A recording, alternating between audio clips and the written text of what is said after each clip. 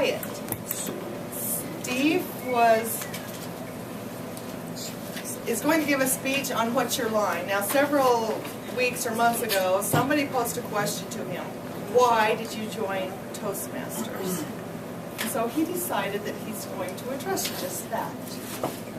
What's your line? A 5 to 7 minute speech.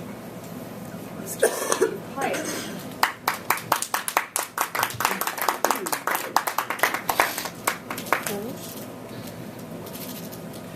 No one ever joined Toastmasters to learn how to give a better speech at Toastmasters. And we don't join Toastmasters to learn how to make toast better or to give more fancy toasts, although sometimes that is useful. We join Toastmasters to improve our toolboxes, the toolboxes that let us communicate and lead our friends and colleagues. Now, this is the type of toolbox that you don't buy at Home Depot. You only improve that toolbox by learning, by practicing. That's what Toastmasters is all about. Now, to show you what I mean, let me take you back 8 years to when I joined Toastmasters. The first speech you give at Toastmasters is called your icebreaker. And so I'm going to tell you how it felt after I gave my first speech. Now, since I'm an engineer, the logical way for me to communicate this is to give you a poem. Right? That's logical. Well, I looked up, I looked down, I looked all around. I looked left, I looked right, but I did not do it right. Eye contact was a little low.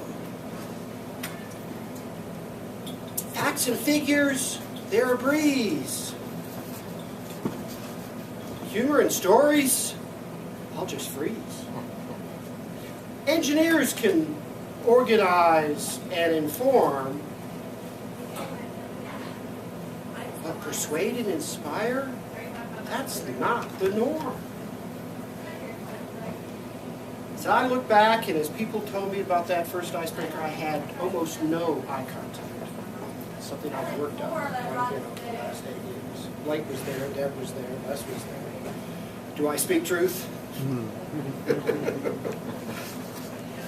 Now, things have improved.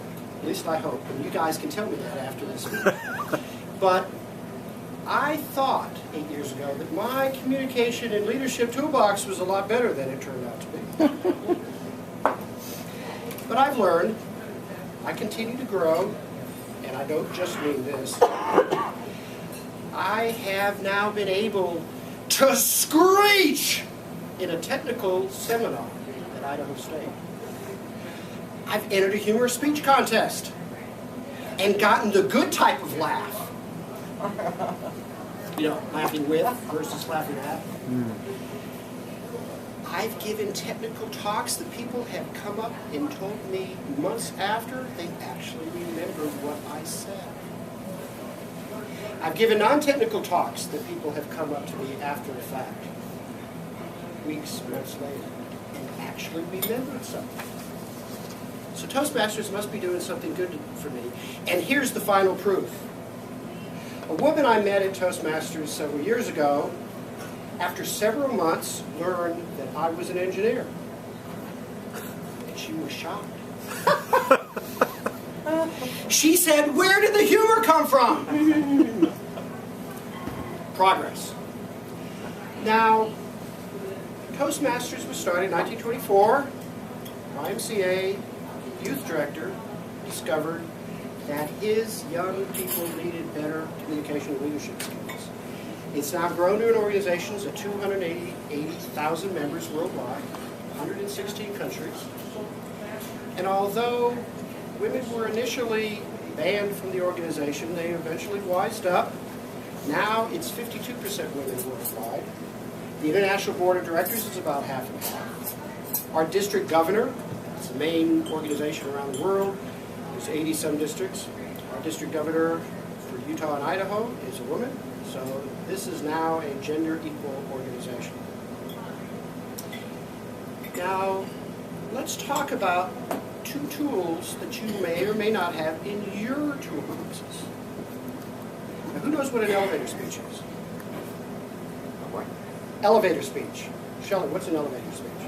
It's a quick synopsis of who you are right now. Okay, and when would you might give that? To a complete stranger. To a complete stranger? Yeah. Or a In big an boss? elevator, maybe, yeah. A politician, or whoever. Blake, what's a tagline? For me? In general. Oh, it's just your, like in Toastmasters, it's where leaders are made. Right. It's just Where leaders are made is the Toastmaster tagline. Who knows what that means? What's the significance of it? It's explanatory. It's explanatory. It's quick. It's something you might actually remember. The Toastmaster tagline actually says quite a lot. It says it's not just about communication, it's about leadership. And that although some people may be born leaders, you can learn leadership skills. Leaders are made. So you can do something about your leadership skills. Now, who has a personal tagline? Like I suspect you do. Your email address is part of one. well, yeah, but If someone asks you what's your line, it's the name of the speech. What's your line? Jackie, what's your line? I'm a bum. I'm a bum. I'll tell your sister after the meeting. Richard, what's your line? don't have one. Who's got a line? I have What's your line? no regrets. No regrets. That's a good one. Well, my current tagline is a lot shorter than the one I used to have. Years ago in an international project, at the bottom of my emails, I would always say, Jim probably knows where this quote comes from, for a successful technology, reality must take precedence over public relations, because nature cannot be fooled. Richard Feynman, discussing his learning about what really caused the Challenger accident, where NASA and Viacom and other people were trying to fool him. He saw through it. Well, I use that tagline on my email so often that when I left the project, they gave me a going away plaque and put that quote on the plaque. It sits in my office. Well, I've decided in today's even more modern society, where attention spans are much shorter, I needed a shorter tagline. And now that tagline is to serve the future. So, what's your line? How do you explain to other people, in your words, in your deeds, in your actions, how do you communicate what your line is? So think about that in your communication, in your leadership toolboxes. What do you have in your toolbox? What do you want to have in your toolboxes? What can you learn here at Toastmasters to improve those tools? Madam Toastmaster.